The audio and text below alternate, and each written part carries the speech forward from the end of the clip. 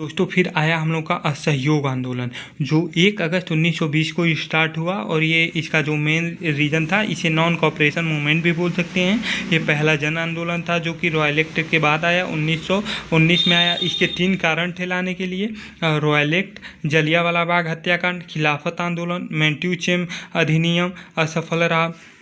तो दोस्तों साथ में खिलाफत कमेटी को भी मिला लिया गया। खिलाफत कमेटी जानते हैं क्या थी? जो वर्ल्ड वार हुआ था हम लोग का फर्स्ट, उसमें ये बोला गया था कि मतलब जो तुर्किश के राजा थे उन्हीं को तुर्किश बनाया गया था। तो ये मुस्लिम लोगों ने ही स्पेशल इसको शुरू किया था।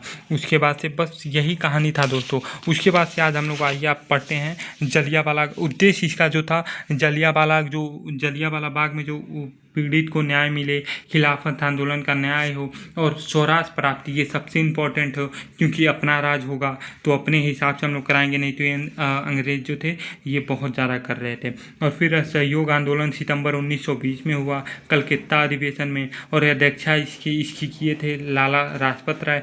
और नागपुर अधिवेशन 1920 में इस प्रस्ताव की पुष्टि हुई। तिलक स्वराज फंड की स्थापना भी हुई। हिंदी क्षेत्रीय भाषा को मान्यता दी गई।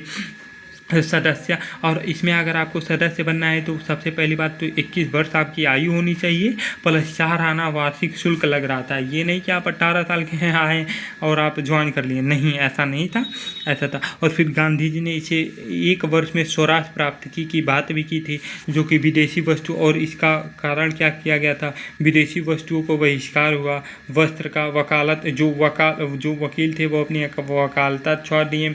और मोतीलाल नेहरू, जवाहरलाल नेहरू थे, उपाधियों जैसे इसमें उपाधियों का अंत किया गया। शिक्षा नहीं जाने दिया गया।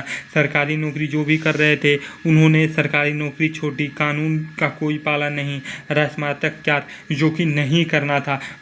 मद्य निषेध यानी कि एल्कोहल पर बैन किया गया था। और अनटचेबिलिटी को ख़त्म कर दिया गया था। और कौमी एकता यानी कि हिंदू मुस्लिम को भाई भाई बताया गया था। और आप लोग स्वस्थ रहिए, और आर्थिक समानता इसमें रखा गया था। और उसके बाद से दोस्तों इतना सोचिए, गांधी जी ने इतना काम किया। और फिर और इसके विरोध में कौन आया? एन्नी बेसेंट आए। एन्नी बेसेंट जो थे वो होम रूल से इस्तीफा दे दी। और फिर मोहम्मद अली जिन्ना भी इसका विरोध किए। फिर मोतीलाल नेहरू ने भी इसका, चित्तरंजन दास ने भी इसका विरोध किया।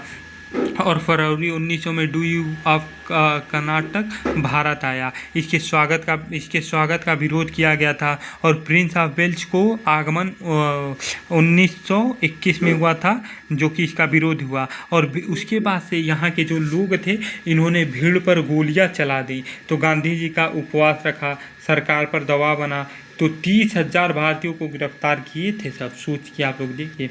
और उस टाइम जो वायसराय था वो रीडिंग के टाइम पर हुआ था। गांधी जी के रिक्वेस्ट पर अंग्रेज बोले अली बंधु को छोड़कर सभी को छोड़ देंगे। गांधी जी ने मना किया और फिर अली बंधु को भी छोड़ाया। और कोलकाता में भी विरोध हुआ, इसका गिरफ्तारी हुई चित्तरंजन दास का, अब्दुल कलाम आज़ाद का। और फिर 1921 में कांग्रेस अधिवेशन अहमदाबाद, अध्यक्षता इसकी हकीम अजमल ने की थी। उर्दू में भाषण दिया था, खड़ी का महत्व समझाया। जिन्ना को छोड़कर सभी ने चरखा चलाया। गांधी जी को सर्वाधिक घोषित किया गया। और फिर 1 फरवरी 1922 को सविनय अवज्ञा की बात की गांधी जी ने की।